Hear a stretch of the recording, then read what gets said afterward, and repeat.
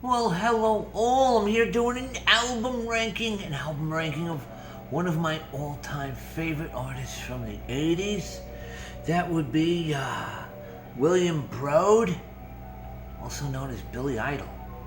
Part of one of the original punks out of England in the 70s. He was in Generation X with what was his name, Tony James. The guy went on to do Sig Sig Sputnik. They're on tour right now. They're playing with what's his name, Steve Jones, Paul Cook from the Sex Pistols, and then Tony James and Billy Idol. They're playing under the moniker Generation Sex. Kind of cool, I guess. Bunch of old geezers up there doing some rock, doing some punk. I don't know, kind of like it. It's cool. I dig it. I'd see him. I'd go see him. But anyway, what I'm doing is an album ranking. He's got 1, 2, 3, 4, 5. He's got 6 records, man. It's not a whole lot. Not a whole lot in the canon. But they're all pretty good. This is one of his first things after he left Generation X. See this? This was an EP. I believe this came out like around 80. Maybe this came out after. I think this came out in 83. So was it after his first album? Yes, it was. The EP was after. This was after his My Bad. So this is his Billy Idol EP. It's got Money Money on it, Baby Talk, Untouchables, and Dancing with Myself. It's an EP. It's got 3 EPs, but we'll get to that later. So what we're gonna do is we're gonna start off with my least favorite and go all the way up to the tippity top. Okay, so what do we got? Cyberpunk, number 6 for me, baby. I know people are like, what do you got them in them folders? Yeah, I put them in these folders just to save space. Got them in these long boxes. So this guy on YouTube, this Beatles channel, I want to give him a shout out. I can't remember his name. Damn, he does a lot of Beatles stuff. He's good though. I like him. English chap over there in England. But anyway, Cyberpunk. Cyberpunk came out in June 1993, went to 20 in the UK, 48 in the US. Didn't do much in sales. I gotta give him a gallant effort, man. It was one of the first albums to be promoted with an email. It had download stuff. It had, I think it originally was marketed with a floppy disk. If I'm right or wrong, I don't know. It had its first time it was used on a website. Yeah, this was all over the web. This is one of the first things. I think it might have been the first music ever streamed on the web. Legally, should I say. So, but, and you know, you had long time dial-ups back then. So this is number 6, but you know what, great effort. It's an interesting listen. It's just, you know. Okay, so number 5. What am I doing here? So, hang on. 1, 2, 3. I'm burnt out. It's number 7. Let's say it's number 8.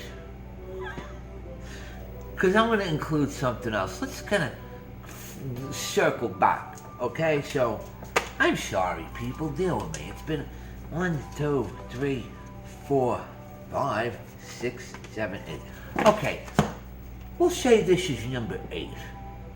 And even though it's really 7 albums in the canon, we're going to include it as number 8. You shall see what I'm getting at shortly. So, Cyberpunk, my bad. So number 7, we got Devil's Playground. Now, this came out 2005. I like the song Rat Rage and Super Plastic G's. The last couple of songs on the album, Evil Eye, Later to Die For, Sherry, and Summer Running, are all kind of acoustic based. Kind of like them. They're really good. He should have maybe did an unplugged album like that. Might have been interesting. Rat Race is great. It's great. It's one of his best. So I put it on one of my best of CDs. But you know what it sounds like? It's like Billy Idol doing Green Day. I don't know. It's okay. It's okay. I mean, it's number 7. Okay, now we got number 6. Number 6, I'm including his one album. It's 8 songs. Okay, he could have maybe mustered up another 2 to get 10. Okay, that would be these 2 EPs. These 2 EPs, which came out in 2021 and 2022. This one's The Cage, and this one's the Roadside EP. 2 EPs. I'm gonna include them as one album as number 6. Yeah, that's what I'm doing, people. Yeah, it's amazing. Still around. Not in the Rock and Roll Hall of Fame. I'll get into that in a minute. Number 6, I'm gonna include his 2 EPs, which has got some really good stuff on it. It's got Cage, Running from the Ghost, Rita Hayworth, Bitter Taste. Great songs. Next up, we got from May of 1990, and this was almost a top 10 album. It did go platinum, and that would be Charmed Life. Now, this was after Steve Stevens left. Steve Stevens is like his longtime, Steve Stevens, I think, is from Queens, New York, longtime writing partner. They're just Steve Stevens and Billy Idol. They're like peas and carrots. They're like Tom and Jerry. They just go together. They're like rock and roll heaven. Big album, man. It had what's it? Cradle of Love. Big song. But like I said, Steve Stevens wasn't on here. It was produced by Keith Forsey. Side note. Back in the day, Keith Forsey, he did Simple Minds with Don't You Forget About Me. Well, Billy Idol was originally, that song was kind of written for him, but he turned it down. Can you imagine turning down Don't You Forget About Me? We'd have had another number 1. Cradle of Love went to number 2. And what else is on it? Prodigal Blues, Pumping on Steel is good. Trouble with the Sweet Stuff. He does a cover, L.A. Woman. It's alright. Yeah, so there you go. That's the number 5 for me. Number 4 was his 20. When did this come out? 2014. Kings and Queens of the Underground. This is a great album. I mean, great album, man. Holy smokes. Bitter Pill, Can't Break Me, Save Me Now, fantastic. Postcards from the Past, Kings and Queens of the Underground, Eyes Wide Shut, Ghosts in My Guitar. The whole record, just classic Billy Idol, man. Classic Billy Idol. So that's number 4. Number 3 would be his debut, which came out in 1982. Once again, just loaded album. White Wedding, Part 1. I don't know what. Was there ever a Part 2? I don't think so. Hot in the City, Dead on Arrival, Hole in the Wall, Dancing with Myself. It was originally a Generation X song, but he kind of capitalized on it. So that's number 3 for me. His debut, Billy Idol. Number 2 is the juggernaut monster, Rebel Yell. Now, I didn't see him. I kind of saw him on his tour. I didn't really see him on his tour. I saw him, where was it? I got my notes. It was January 28th, 1984. I saw him on Saturday Night Live because my uncle used to work for the production team of Saturday Night Live. So I used to go to the Saturday Night Live shows. Yes, I did. So, Billy Idol. What more can you say about this record? Rebel Yell, Eyes Without a Face, Flesh for Fantasy, Catch My Fall. Classic album. Almost started a whole different genre, the whole punk pop genre that so many, and MTV, and the whole, everything, the cyberpunk, the whole thing he had going on there, man. He just created that whole punk, Blade Runner aesthetic, man. He took it to the hill. But for me, is Whiplash Smile, his 3rd album. To me, it's my favorite album by him. I saw him on this tour. I saw him at Madison Square Garden August 8th, 1987. The Cult opened up. The Cult were touring behind Electric. Now, this show was postponed a couple of times.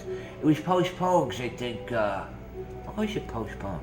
Oh, there was some asbestos that fell off the ceiling in the garden, I think in early June or when I was originally supposed to go.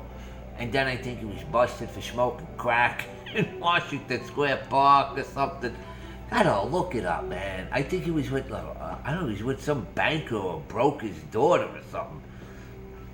Anyway, weird stuff with that. I don't remember the full story. I have to go back and look. I didn't really, salacious.